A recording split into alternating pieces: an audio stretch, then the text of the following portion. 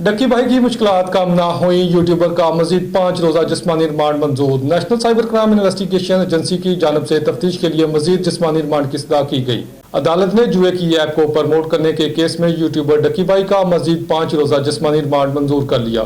तफसीलात के मुताबिक लाहौर की मकामी अदालत में जुए की ऐप को प्रमोट करने के केस की समाअत में जहां जुडिशनल मजिस्ट्रेट नईम वटू ने इस केस की समाअत की, यूट्यूबर डक्की भाई को 4 रोजा जिस्मानी रिमांड मुकम्मल होने के बाद जुडिशल मजिस्ट्रेट की अदालत में पेश किया गया।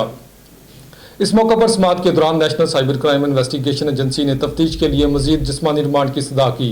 अदालत ने यह सदा मंजूर करते हुए मुलजम को मजीद 5 रोजा जिस्मानी रिमांड पर एजेंसी के हवाले करने का हुक्म दे दिया। एडिशनल